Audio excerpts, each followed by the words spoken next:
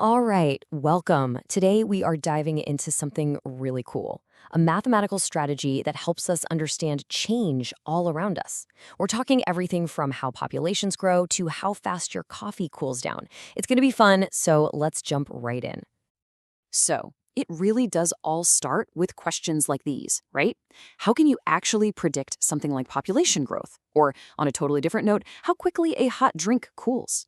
I mean, on the surface, they seem like completely unrelated problems. One's biology, the other's physics. But as you're about to see, they share this amazing secret mathematical connection. See, to even begin to answer those questions, we first need to learn how to speak the language of change itself. And it turns out that language is built around one single, incredibly powerful idea. And that idea is the differential equation. Now, I know, that name can sound a little intimidating, but don't worry. Just think of it like a recipe. Seriously, it's just a rule that connects two things. How much of something you have, that's our y of x, and how fast it's changing, which is its derivative, dy dx. That's it. It's a recipe for change. Now, one thing you'll learn about mathematicians is they love to keep things organized. It just makes life easier. So by writing these equations in what we call a standard form, where you put the rate of change all by itself on one side, it makes it way easier to see what kind of problem you're dealing with and figure out the best way to attack it. It's really all about setting up the puzzle clearly before you start solving. Okay, so that brings us to the main event, the absolute star of today's show. Because for a special but really common type of these differential equations, there's this beautifully elegant and honestly surprisingly simple trick we can use to find the solution. And it's called a separable equation. You know, the name kind of gives it away, right? The key thing here, the whole secret, is that you can literally split the equation's recipe into two totally separate parts. You can get one chunk that only has the variable x in it, and another chunk that only has the variable y. It's all about pulling them apart. And the method for solving them? Ooh, it's just fantastic. It's a simple four-step process. First, you get it into that separable form. Second, you do the separation. You use a little algebra to get all the y stuff with the dy on one side and all the x stuff with the dx on the other.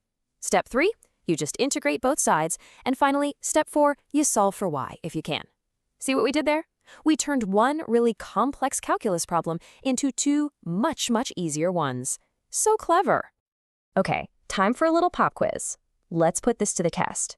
Take a look at this equation right here.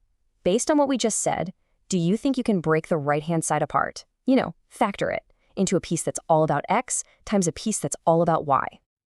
And if you said, no way, you are absolutely correct. See that plus sign in the middle? It's like super glue. It completely locks the y and the e to the x together. There is just no algebraic trick you can pull to separate them into a product. So this one is definitely not separable. All right, let's try another one. This one looks a little messier, doesn't it? At first glance, that jumble of x's and y's looks pretty tangled up. But is it possible there's a hidden structure we're not seeing? You bet it is. This is a perfect example of why you can't always judge an equation by its cover. A little bit of classic algebra, in this case factoring by grouping, completely transforms it. And boom, it becomes a nice, clean product of an x function, that x plus 4, and a y function, that y minus 3. So yeah, it was separable all along, just in disguise. Okay, so we've got our strategy. We know how it works. Now, let's bring it all back to the beginning and put this thing to work. Let's see how this abstract math can solve those real-world riddles we started with. And this right here is the moment where it all clicks. Just look at the mathematical structure of these two models. On the left, you've got population growth. On the right, Newton's law of cooling. They describe completely different physical processes, right? But look closer. Both of them, at their core, are separable differential equations. That means the exact same method can solve both. How cool is that?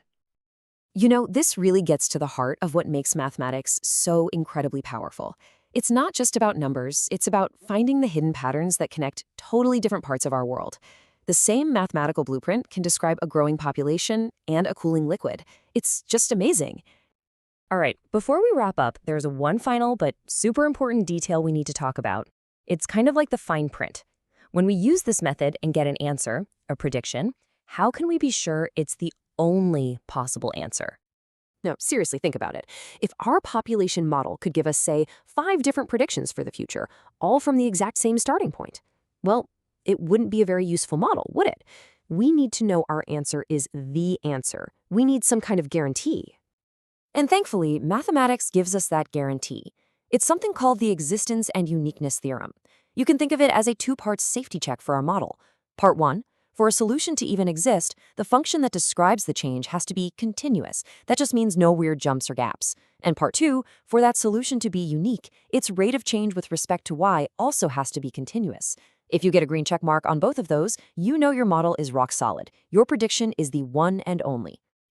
So let's do a super quick recap of what we've covered. We started with the big idea. Differential equations are the language of change.